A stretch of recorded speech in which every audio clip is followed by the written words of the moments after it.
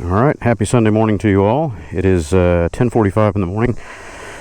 I'm headed out to church. I'm a little late, about 20 minutes late, but they're just doing the worship portion, so I will still be there for the message. It is 81 degrees, or 80, feels like 81, and it's just fabulous. We got great weather here until Tuesday or Wednesday. It's really nice out here. We're getting great weather for the next several days. It seems like fall is almost here. So this is going to be the members only, or at least on the Raw channel. I don't know which one I want to put it on. I should be on the road 2 days ago. My son and I were going to leave for Arkansas and go up and do the Scoot the Ozarks trip on we're going to leave Friday morning, but I had a little bit of a health scare. I ended up waking up in the middle of the night with real bad chest and abdominal pain. I mean bad, like, you know, crushing pain. And it wasn't bad when I first woke up, but I could tell something was off. I just didn't know what it was. Something didn't feel right. And I got up and I went downstairs to get a glass of water, and you know, I couldn't tell if it was indigestion or what it was I was feeling, so I was about to take an Alka-Seltzer, you know, and just try to figure it out, and that's when it hit, and I just wham, crushing chest pain, shortness of breath. I started sweating profusely. I mean, it was just running off of my face, and ended up running to the bathroom with nausea, thinking, okay, well, I'm gonna blow one end or the other. Sorry for the graphic image, but didn't know what was happening. And within just a couple of minutes, it got progressively worse and worse and worse, and I woke up on the bathroom floor. I don't know how much longer, you know, after that. I had been out for a little bit, passed out unconscious, so I got up off the bathroom floor, and I'm sweating like crazy, so I tried to walk out of the bathroom and go over to the thermostat and just turn the thermostat down a couple of degrees, and realized, oh no, I'm not going to make it. And I remember seeing the thermostat, reaching for it, and the next thing I realized, I was waking up on the floor again, upside down, head down, almost kissing my right foot, crumpled up against the wall. So I'm unconscious against the wall like this, bent over, down on my right knee, and my left leg was still up, kind of holding me, and I was just in that position. I have no idea how long I was out. I woke up because the chest pain and my right knee is all bruised up from where I fell kneeling down against the floor and the wall. Anyway, I was like, oh no, this is not good. What's going on? And both of my arms were numb. I couldn't feel my right arm at all. My left hand was numb. My heart's beating, you know, a million miles a minute. I'm still, you know, sweating crazy. I made it to the sofa and laid there for a second trying to gather inventory of what was going on. And I thought, okay, well, you know, all this fits the symptoms of a heart attack, so maybe I'm having a heart attack. And I tried to go back upstairs to wake up my wife to get some help, and I passed out on the stairs. Woke up halfway up the stairs, just slumped over, drooling on one of the steps. And I made it up to the room and told her, hey, I need to go to the hospital, something's wrong. And got rushed over to the hospital, and they checked me out. They put the chest leads on me to do a EKG, ECG, whatever it is, electrocardiogram. And they said that the EKG looked good, the heart looked good, and they started checking everything else and listening to the symptoms and all that. And they said, well, what this is presenting like is a severe gallbladder attack, and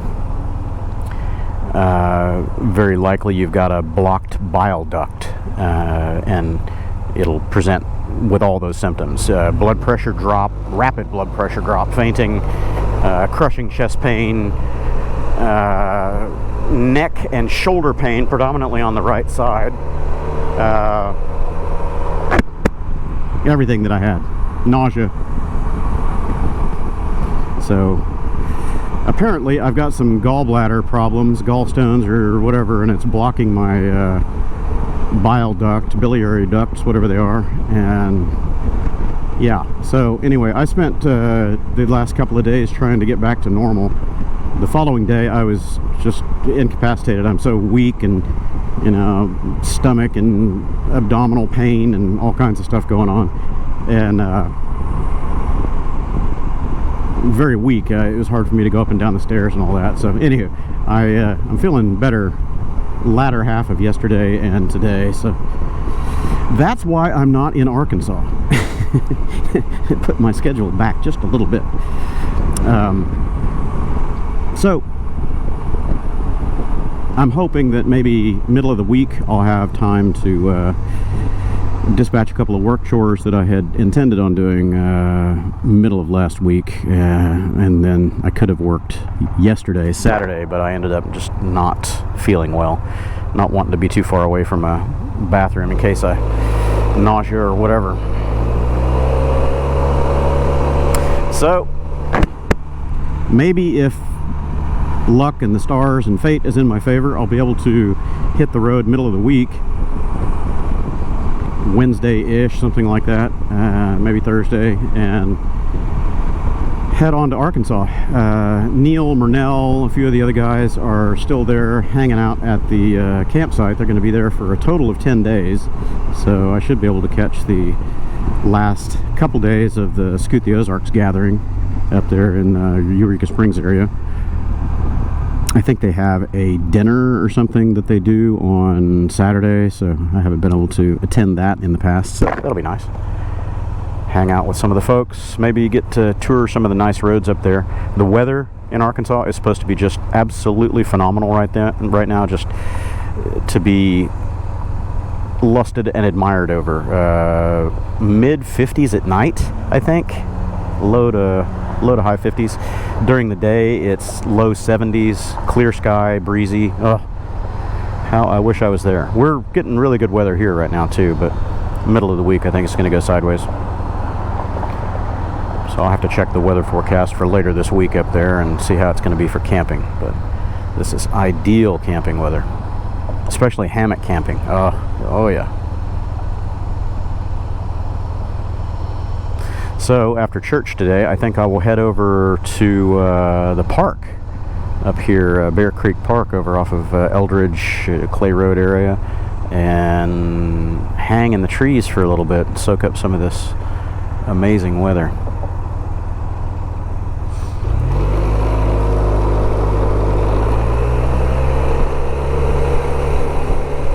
Feels good to ride the old girl again.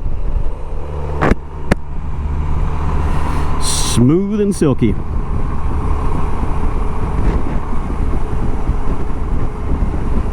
Still getting used to the tires. They feel different than they used to. Very rounded. I guess I was used to the squared off rear tire. I think those Diablos were a little bit wider, flatter of a profile than these City Grips, so it's got more tendency to lean in. You know, it's easier to tip in now, and it doesn't hold steady center as easily as the Diablos did. But of course that Diablo that I had on the back of this thing was getting old. It was probably in the 4,000, 5,000 mile range, and I generally only got about 5,000 or 6,000 miles out of them before they got too close to the cords, you know, got down past the wear bars. This is a heavy scoot with a lot of torque, so it tends to eat rear tires pretty good. If I could keep my wrist out of the throttle, it might last longer, you know, but we'll see. These City Grip 2s are supposed to be a different rubber blend. I think they use the 2CT on these. I need to check the sidewall, but that's the 2 compound, where it's got the harder, longer wearing stuff in the center strip and soft stuff on the edges. The bigger street bike tires definitely have that, but I'm not 100% on the City Grips.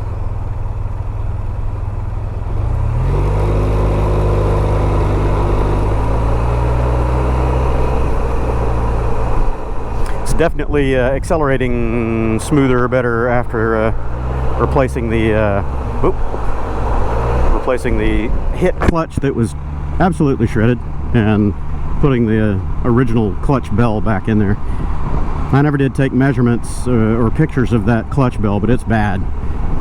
There were like not just metal flakes, but like shavings stuck on the edges of those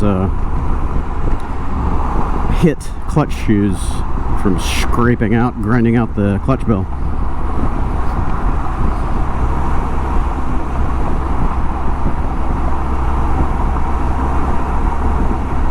It's got a very pronounced ridge through the center of it now. So I don't even want to try to put that thing back in service. It could probably be, you know, resurfaced, ground out, but I don't even know what you would use for that unless you have a lathe. Alright, this guy cannot make up his mind. Fast or slow, dude?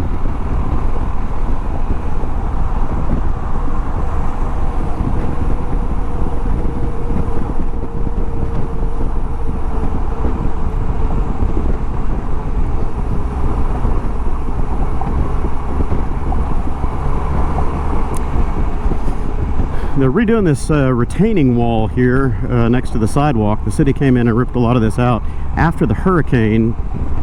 Well, the Derecho first and then the hurricane. All these fences got flattened out, but the hurricane especially, the wall was eroding and falling down, so the fences didn't have anything to grab to anymore. The ground was going away. So now they've shored it up and put a big concrete wall there and run a new curb. Quite a few fences still missing in action. People are waiting on insurance claims, I guess.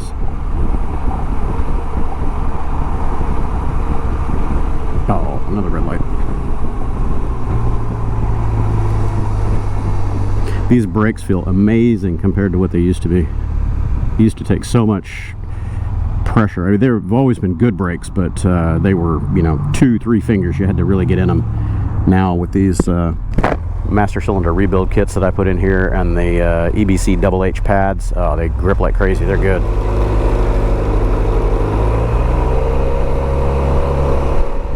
And they're not noisy on these rotors. I'm surprised at that.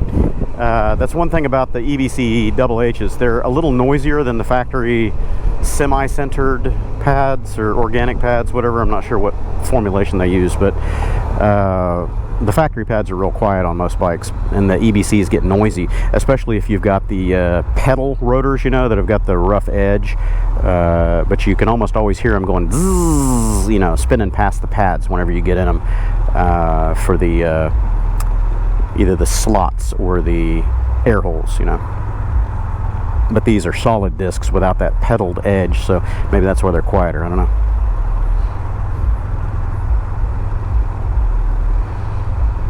Yeah, the old girl cleaned up pretty good. Washed all the panels down, put some of the Honda spray wax on it. I've got some scrapes and scuffs from garage storage over the last many years. I've got a couple up on the front left. I've got a couple on the rear corners where I guess stuff had fallen over against it or whatever. But nothing major.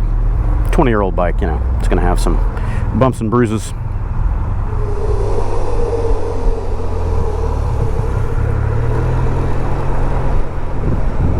All right, find a spot. There's usually a couple of good motorcycle spots over here.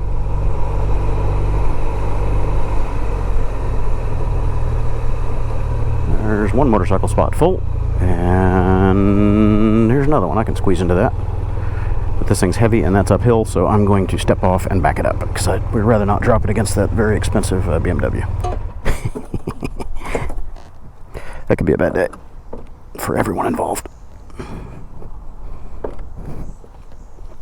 540-pound beast, uphill. Not something you want to waddle back unless you've got long, big, beefy legs.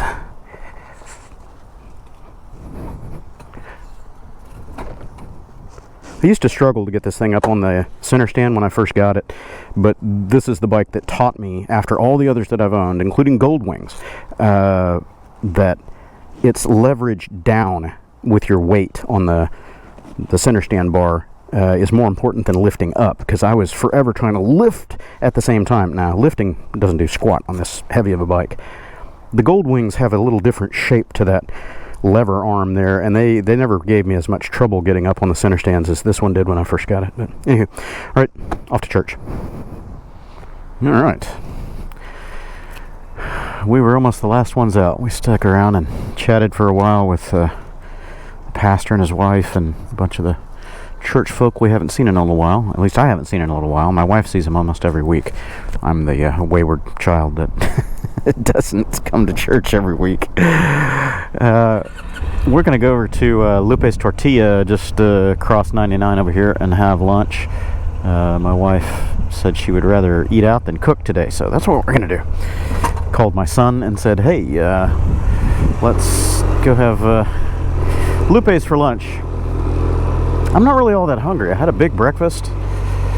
Had 3 or 4 eggs and toast, and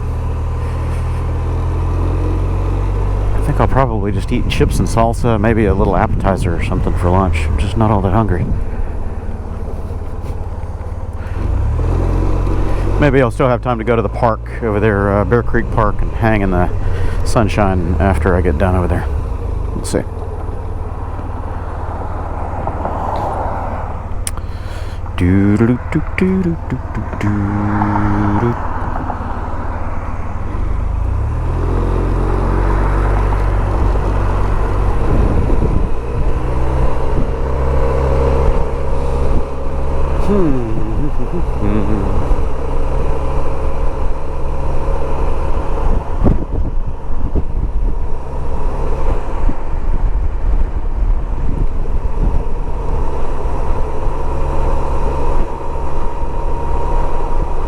So nice out here today.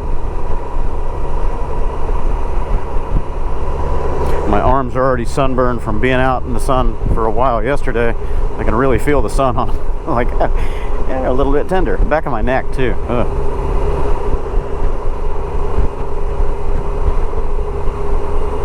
I was going to wear the jacket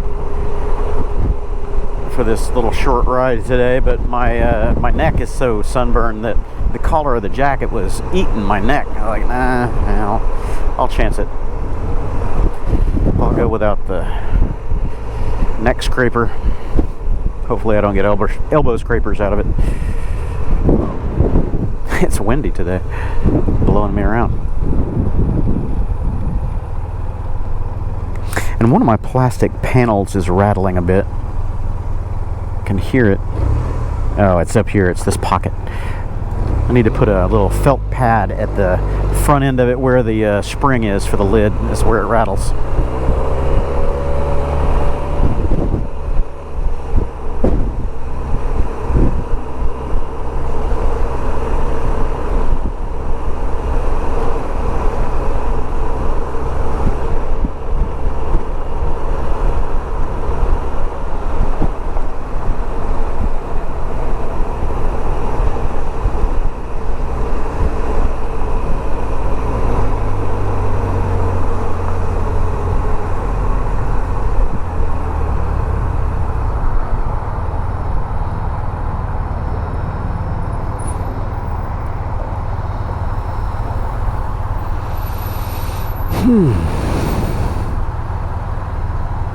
Well, he's got some spare fuel.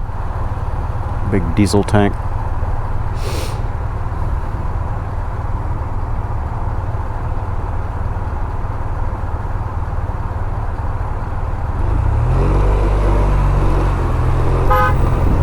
Wake up.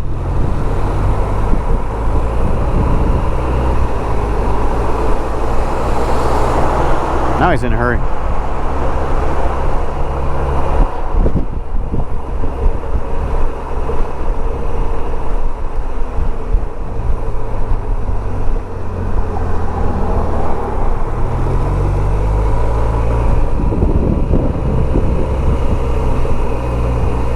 The scoot is just so smooth.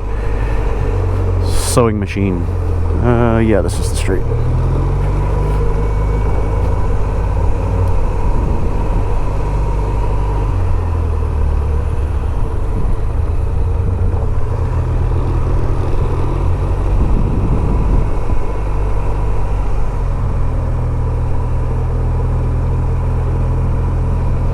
We usually sit out here on the patio, so I'll just park where I can see the scoot. Yeah, this is a good spot right here. And are we level? Yeah, we're level. I can waddle it back. Ugh.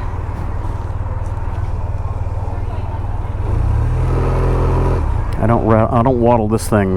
Rattle. I'm listening to the rattle and trying to say waddle and spit the wrong word out. I don't waddle this thing backwards uphill in parking lots. It's just a little too heavy for that.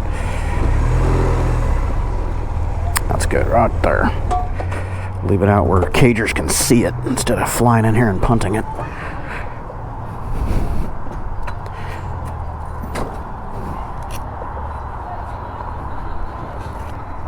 Okay then, lunchtime. Oh man, that fajita smells good. It's blowing right here. You can see the smoke. All right, lunch was good. Didn't do the fajitas today. Did the what was it? The green chicken enchiladas. That was really good. Less expensive than the fajitas too. Man, I like the fajitas here, but oh, I don't like the price. A full order of beef fajitas here is $56.95 now.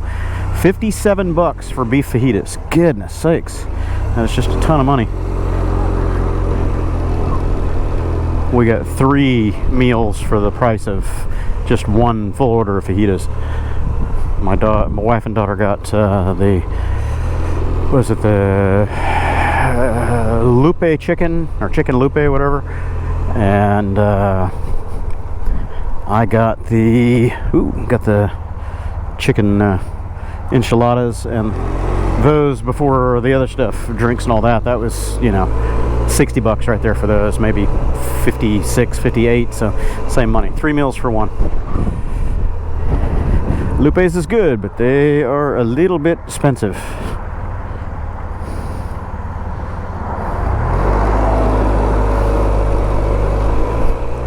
I'm gonna swing over to the park and see how it looks over there. Hang out in the breeze for an hour or two maybe.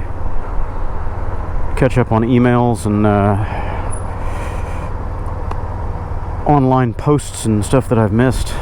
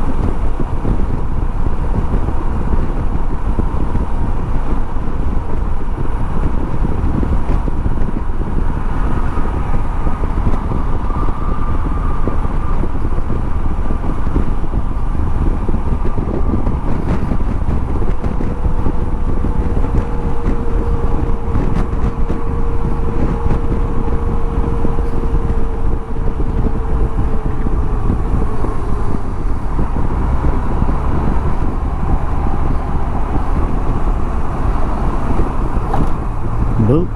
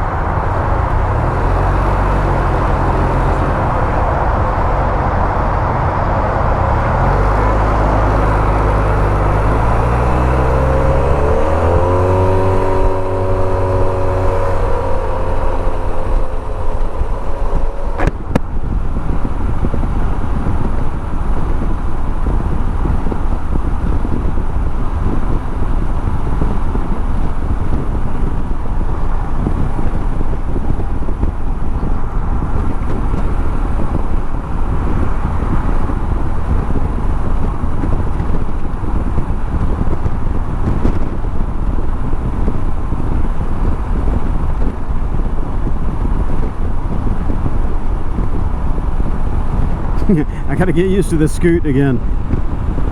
I'm staying with traffic, but feeling like I'm only going about 50. I look down, I'm going 65, almost 70. I haven't checked the speedometer deviation with this new rear tire, so I'll know after the ride what it looks like. I can put my GPS back up here and know right away, but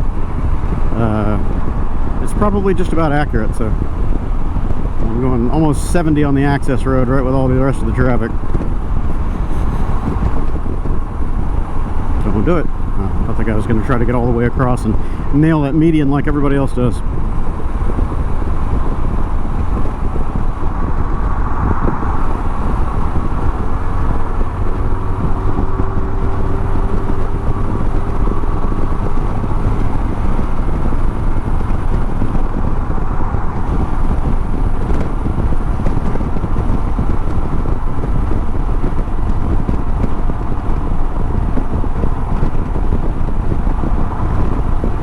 It doesn't feel like I'm going almost 80. The scoot is deceptively quick. Feels like I might be going 70-ish, so I'll have to look at that speedometer deviation. Feels like 70, 72, but I'm reading 78 on the speedo.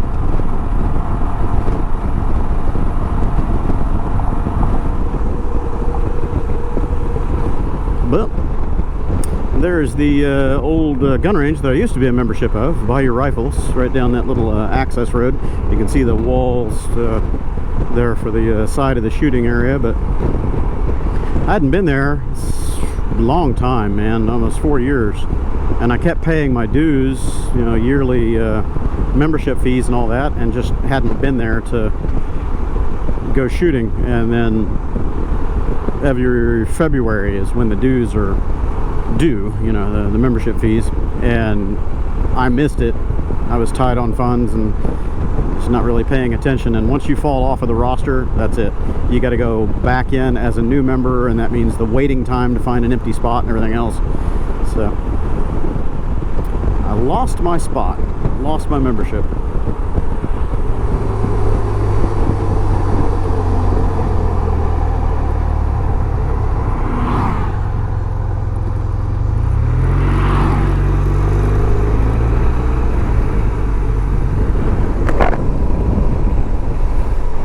No alcoholic beverages allowed. I've seen plenty of people drinking beer out here.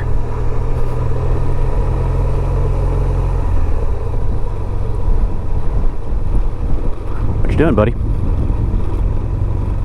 You gonna go? You gonna park? You gonna go? You gonna park? Pick one. Yeah, there you go.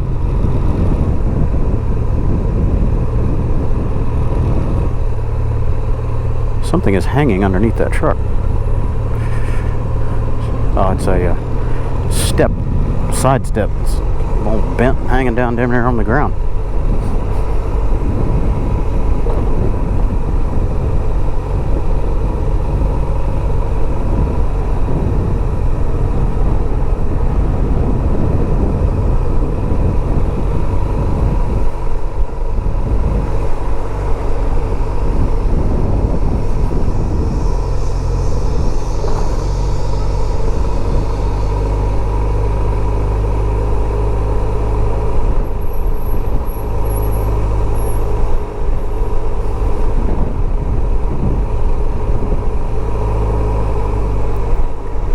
Go down here to the far end on what is it, Clay Road over here on this side, where all the trees are, and I'll string up in a hammock for a little while. The ground is pretty soft, so I might not drive in there and park next to the trees like I usually do. This 520, 530 pound pig might dig into that soft ground.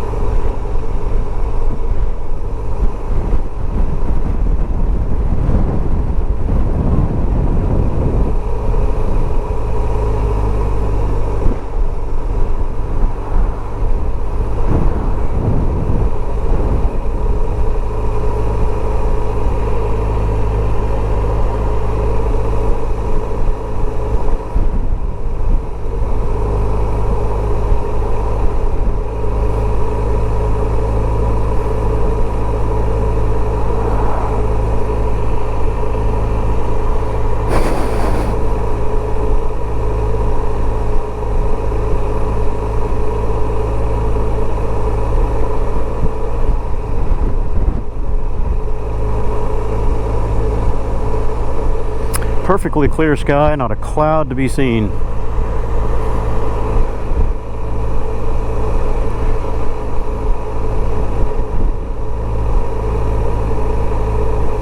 I wish I were in Arkansas right now. But this will have to do for today.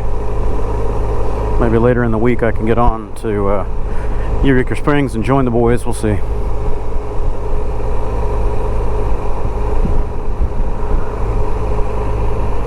Yeah, my area is looking empty over there. Cool. Yeah, try to go over there and string up in the trees. I'm sure some of these other roads lead back kind of to the tree line, but I've never really explored some of those, and they've usually got them closed off, like that one that I passed a minute ago. I think they flood over there after rains and stuff, so I just avoid those. I know where this goes.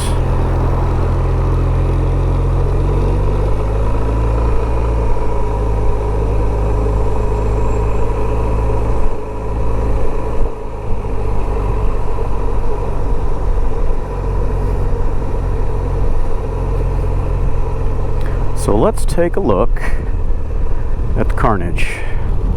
We got tree chunks over here just hanging out in the parking lot.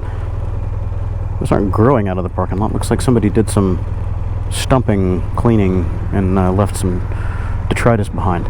I'm gonna walk that and see how soft it is. I see water standing in some of that straight ahead of me out there, so probably not a good idea to take the big girl back there in the woods. This is dry-ish. Oh, this isn't too bad. Yeah, this is okay. This is firm. Of course, the park rangers will hassle me if they see the bike back here, but yeah, that's soft. Yes, that's soft. Don't go on that side of the trees. Yeah, I think I'll leave her on the pavement. But I can string these trees right here, I think. That GV Maxia E55 is a huge storage box. Look how much space there is in there, even with my giant helmet and the camera rig on the front of it. I still have room in front, room behind, room on the sides for lots of stuff. And just to give you an idea of the size, there's probably still that much airspace above the helmet. It's a huge top case, huge. ENO Sub7 and the Helios. The whole thing weighs 9 ounces, maybe.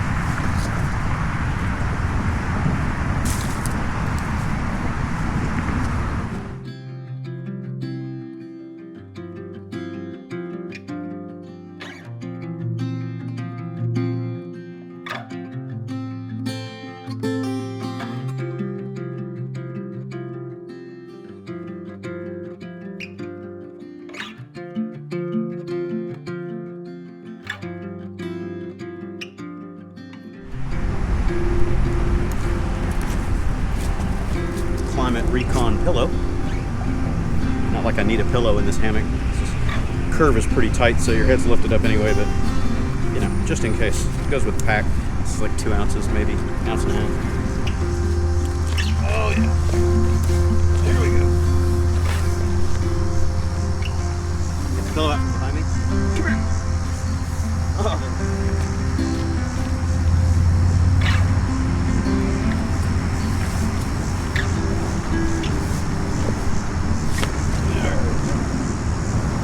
Take the shoes off.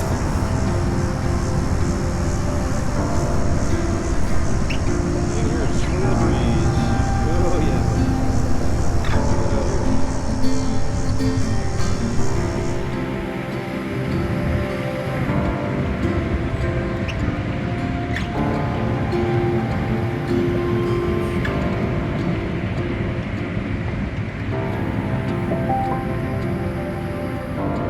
Swinging in the breeze. Oh yeah, man. Feels great out here. It's like mid-80s. About 10 to 15 mile per hour breeze. Good stuff.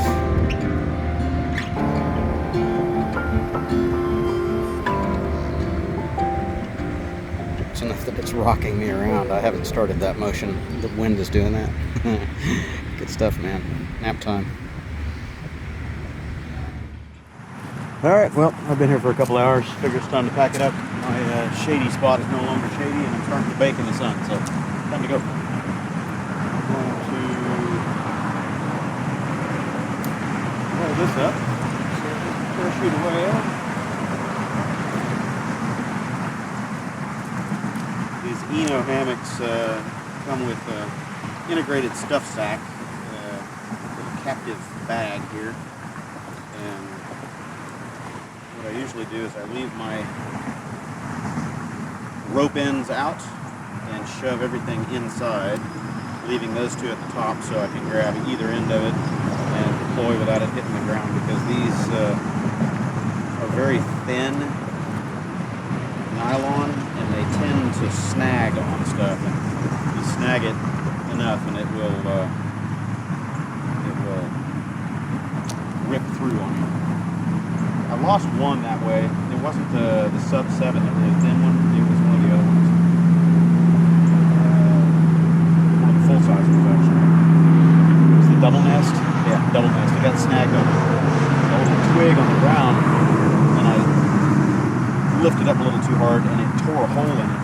And then I thought, well, it's ripstop. It'll be okay. I tried to use it again later. Sat down in it and went right through it to the ground. Ripped right through. So I don't let this one hit the ground if I can avoid it. This one's even thinner. But I love the lightweight, and it's so nice.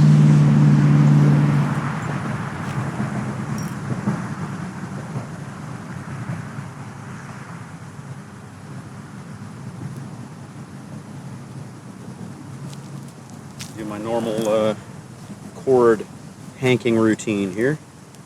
Shown that in one of my older videos. Haven't done it in a while, but pretty straightforward. You can do this with flat strap. You can do it with paracord, with whatever. Do the figure 8. Just get it started. Pinch it between your fingers, or this. I can put my finger through the loop, and then you just wrap. You try to keep it flat, not like that. There we go. And you wrap it in a figure 8 pattern like this. Keeps rolling over on me. Quit. And get your cordage wrapped up the same way, and then I usually leave about a foot or so, pull it off your finger, and then wrap that around tight, trap your last rotation there, and shove it under and lock it off like that. It won't come undone. So both of these straps can fit in the bag nicely. Keeps them ready to deploy next time, and no knots.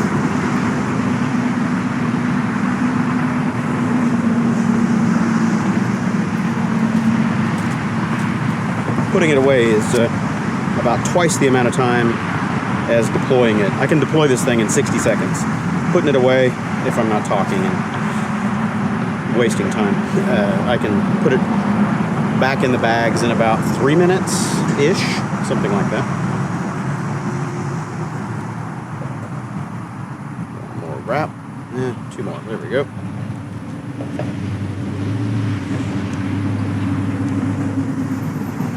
Catch the last one, lock it off. Done. In the bag, away I go. So, there we go. Double bag setup. Whole thing is maybe 10 ounces. And very moto camping friendly. Stuff it under the seat, backpack, whatever. Super small. It's not even the size of a football. You know, barely the size of a football. Probably a lot thinner than that. All right. Well, it's been a couple of hours swinging in the breeze there. My shady spot is no longer shady. The sun has uncovered that area that I was hanging in, so I'm baking in the sun. Time to go. Ugh. Ooh, seat's getting warm on this one too.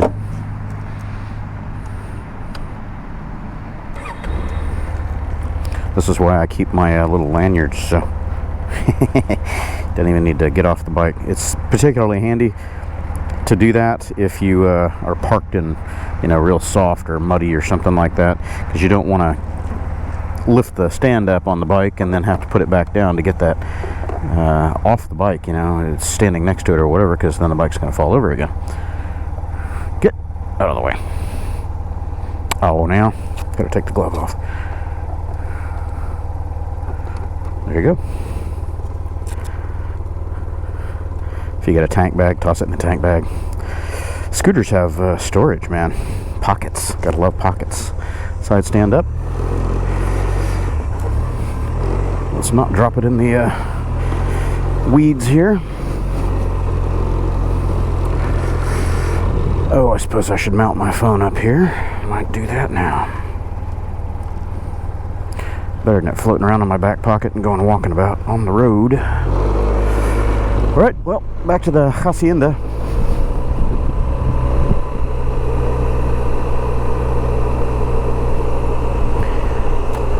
Take Clay Road here over to Highway 6 and go south.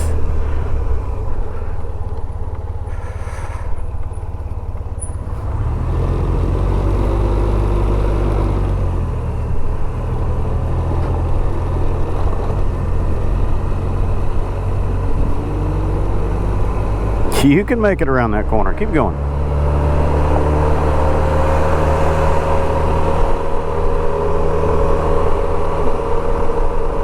Meanwhile, this guy in this little SUV is right on my tail. I mean, I'm about to kiss the top box.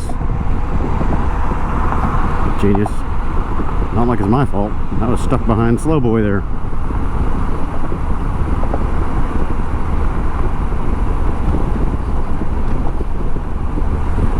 Everybody in Houston is so aggressive, man. I guess all big cities are that way. I need to move back out to the country. My wife and I are still considering moving to Brazil. We might. That would be a complete change of venue. Change of everything. Finances, job, living situation, everything. To sell off all my old stuff here. Can't put stuff in storage, I guess, but you know, then what do you do if you decide to not come back? You know, you like the new life paradigm so much. Well, then now you got all those anchors in the old place that you got to go get rid of, liquidate storage and do all that. I don't know. I mean, I would certainly keep stuff here. Probably, you know, be here 6 months, there 6 months, at least for the first couple years or something. But you know, eventually you got to figure out where you're going to be if you don't have an unlimited budget. And I don't have an unlimited budget. If you are financially liquid and have plenty of money to have homes and residence in multiple countries, that's great. I would love to do that, but I don't think that's in the cards for me, at least not right now.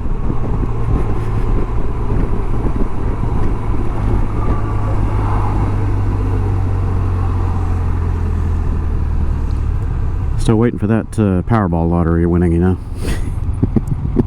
Then I won't have a residence. I'll be living on the ocean, man. I'll be out on a 56-foot motor cat. Living on the water, baby. Wherever I decide to sail into port, that's home. Yeah, sun's pretty hot when the wind's not blowing. It's full sun, not a cloud in the sky, except for real wispy ones real far away up there.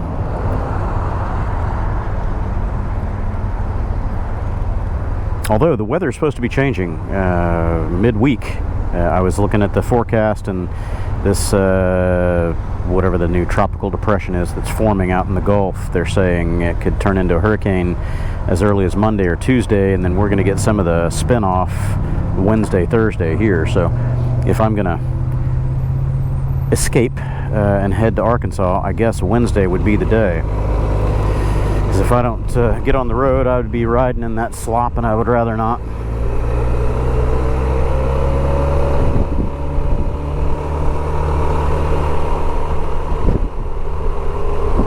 I don't know what the forecast looks like for the Arkansas area. Moving on into next week, it might not be as pretty as right now, so we'll find out. I gotta fix that rattle. See if I hold my fingers on it, it quits. It's the little spring at the back edge of the pocket that rattles a bit. It's annoying. It does it at certain RPMs. It does it at idle, and it does it at about 40 something odd miles an hour. You can't really hear it going any faster than that, so maybe it does it all the time, but definitely RPM dependent.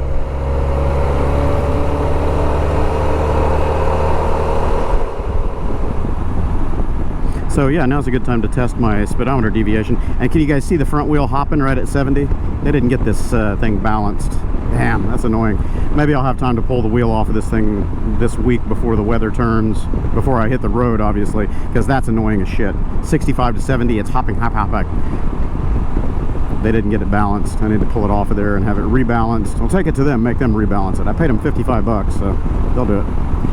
Anyway, back to the speedometer deviation. So I'm going to get it up to 70 dead on, 70 indicated, 66. So there's a 4-mile-an-hour deviance. That's interesting. This speedometer was always more accurate than that. It was only about 2 miles per hour off. So this rear tire must be smaller diameter slightly than those Pirelli Diablos. So I'm doing 72 indicated, 67. Yeah, so 5 miles an hour. That's a lot. That's a lot for a Honda. Hondas are usually a lot more accurate.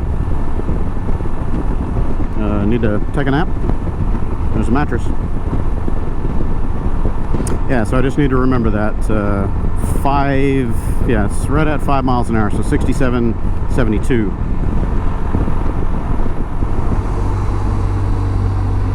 I'm liking these brakes.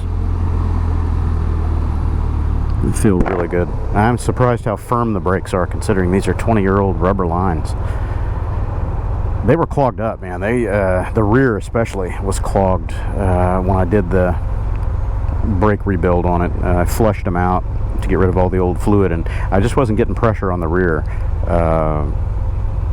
And I put a vacuum bleeder on there and pumped it up, and it was just barely dribbling. You know, I opened the bleeder valve pretty far, you know, a couple turns, and it was just barely dribbling. I'm like, something's wrong here. I got something not working, and I cranked up the vacuum, you know, just pumped up the little hand bleeder as high as it would go, you know, 30 inches or something, whatever it is, and it sat there for a second, and I got a few more drips, and I banged the caliper with a screwdriver, and a couple seconds later it just went, and all this black and brown slimy shit came flying out of the line. It was definitely clogged.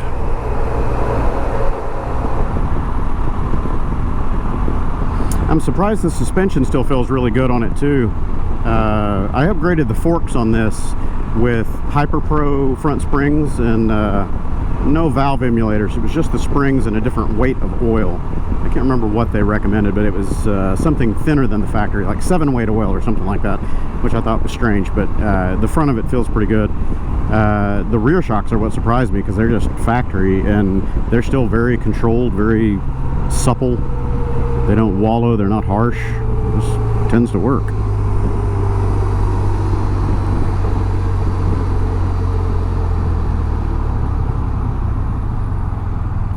If I keep this thing long enough, I'll probably pull the forks apart again, you know, because the oil hasn't been changed in forever. At least, what, 20,000 miles worth. Go, people. 20,000 miles and many years of sitting. So I'll refresh the fork oil, and when I do that, I'll probably put some YSS PD valves in there or something, change the damping on it, and then everyone over in the UK, where these scooters are really popular, tends to use Hagon rear shocks. I've never really shopped this bike for any aftermarket rear suspension, but Hagon is a big one, and I think YSS also have shocks to fit this guy. I'm not sure. I've never really shopped it out, because the rear has always been pretty good on it, but if I'm doing suspension, I'll do it all at once.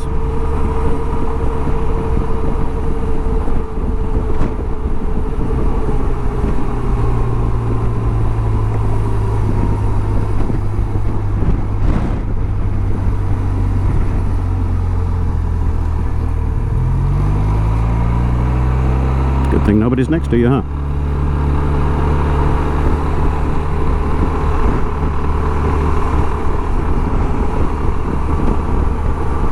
I never trust people on that corner. I always get out ahead of them or stay behind them, because people do not stay in their lane.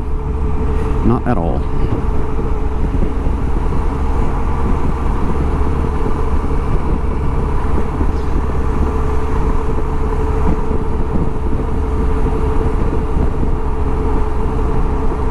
So 48 is 45.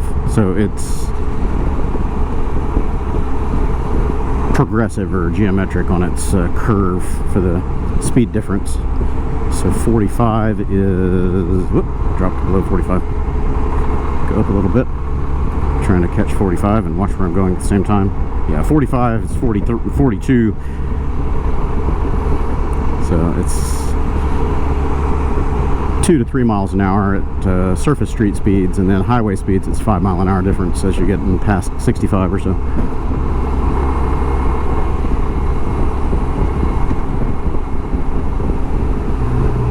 Now of course that affects the odometer too, so I'm gonna watch both odometer and speedometer for deviation over the next few tanks of fuel and see how that stacks up.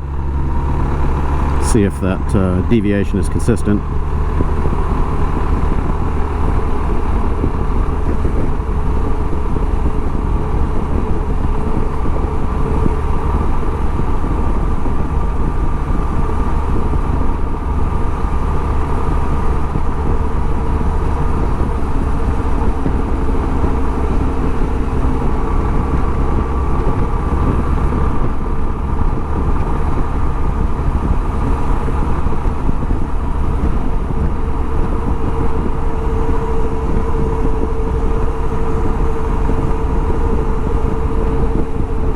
Stop.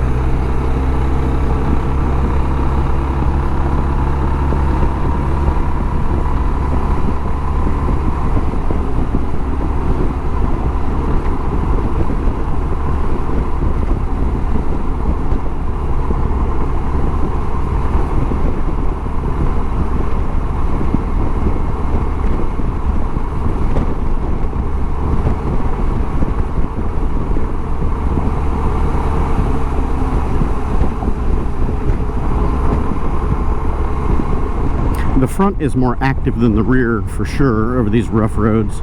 That's why I'm thinking that some PD valves in the front might eliminate some of the jitter.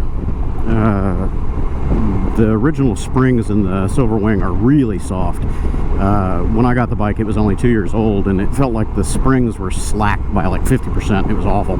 You know, you hit the brakes and the bike nose dives into the pavement, and it was real hobby horsey. It didn't have good damping control on it at all. So I upgraded to these Hyper Pros, and it restored the ride height on it and makes it feel a lot more like a motorcycle on the front. But it's a little bit jittery, I guess you could call it. You feel a lot of the little surface ripples and stuff. They come through the bars. So fast attack bumps and, you know, small undulations are not soaked up. They're transferred. So I'm thinking that those YSS PD valves would work well. I mean, of course, something like a cartridge emulators from, who is it, Race Tech or something like that, they would be good, but they're expensive. So I sure wish Honda would bring the ADV 350 here to the States, man. I would love to have that scoot.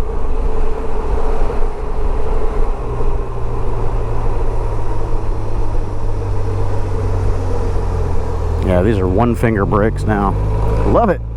Feels good. Easy. Can't imagine how much better they'd feel with some stainless braided lines on there. Get rid of all the rubber sections on here. Front one is rubber all the way down, I think. Yeah, front one's rubber all the way down. The rear one has got hard lines in several places, and it's got a proportioning block where it sends stuff up to the front caliper, because it's got a slave cylinder up there in that front caliper.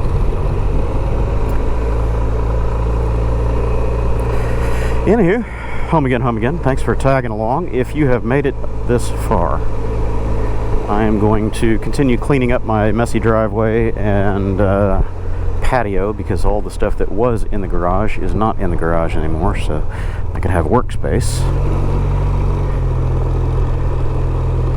And that's that. Hey Grace, you don't recognize this bike, huh?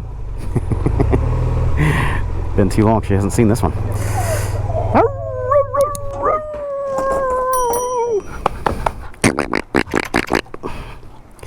Catch y'all later.